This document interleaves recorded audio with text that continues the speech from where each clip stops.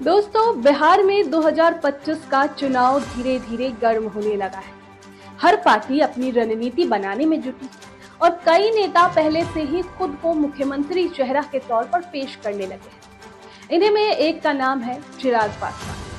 रामविलास पासवान की राजनीतिक विरासत संभाल रहे चिराग अब न सिर्फ एक्टिव हो गए हैं, बल्कि चर्चा ये है कि वो मुख्यमंत्री पद के लिए चुनाव लड़ सकते हैं। तो अब सवाल ये उठता है कि अगर चिराग पासवान सीएम के लिए मैदान में उतरते हैं तो इससे उन्हें फायदा होगा या नुकसान। चिराग रामविलास पासवान के बेटे हैं, जो दशकों तक भारत के सबसे बड़े दलित नेताओं में गिने जाते हैं। चिराग खुद 2014 और 2019 में एनडीए के सहयोग से जमुई से सांसद बने।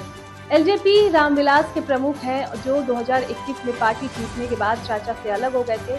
खुद को मोदी का हनुमान बताते हैं, लेकिन 2020 विधानसभा चुनाव में जदयू के खिलाफ अकेले चुनाव लड़ा। उनका वोट बैंक मुख्यतः पासवान जाति और कुछ हद तक युवा वोटर है, जिसमें सोशल मीडिया पर उनकी पकड़ थोड़ी मजबूत मानी जाती है। तो क्या चिराग पासवान सीएम पद के लिए तैयार है? क्या उनके पास इतना संगठनात्मक ढांचा है कि वो पूरे बिहार में उम्मीदवार उतार सके? क्या वो सिर्फ एक जाति विशेष यानी पासवान तक सीमित नहीं है? क्या युवा चेहरा होना और तेज बोलना ही सीएम बनने की योग्यता है?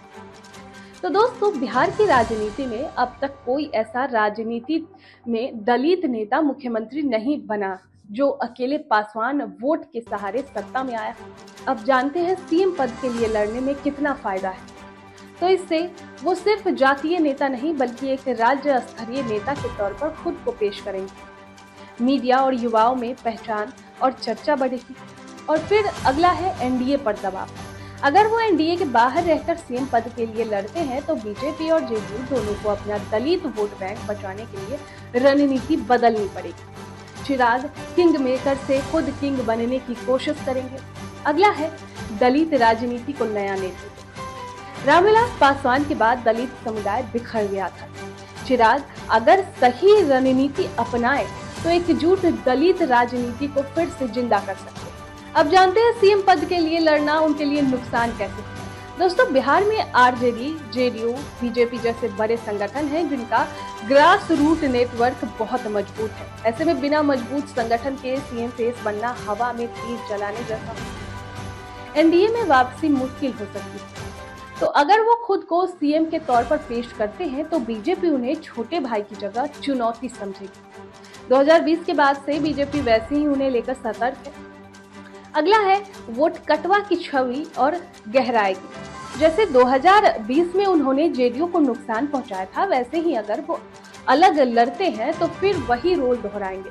लेकिन इससे उनकी पॉलिटिक्स लीडर की छवि नहीं बन पाएगी और पॉजिटिव लीडर की छवि नहीं बन पाएगी। बिहार का राजनीतिक गणित है, चिराग कहाँ फिर बैठते हैं? दोस्तों, बिहार की राजनीति 3 ध्रुवों पर बटी हुई है। आरजेडी, कांग्रेस, लेफ्ट और फिर जेडीयू प्लस बीजेपी प्लस अन्य छोटे दल यानी हम और एलजेपी इत्यादि। तो अगर चिराग सीएम पद के लिए लड़ते हैं तो उन्हें इन तीनों ध्रुवों से लड़ना होगा और अकेले दम पर तो 243 सीटों में से कम 122 सीटें जीती हैं, जो वर्तमान हालात में असंभव जैसा है। तो अगर चिराग पासवान 2025 में मुख्यमंत्री पद के लिए चुनाव लड़ते हैं तो ये उनकी अब तक की सबसे बड़ी राजनीतिक जुआबाजी होगी। अगर सही रणनीति, गठबंधन और वोट मैनेजमेंट हुआ तो उन्हें फायदा हो सकता है।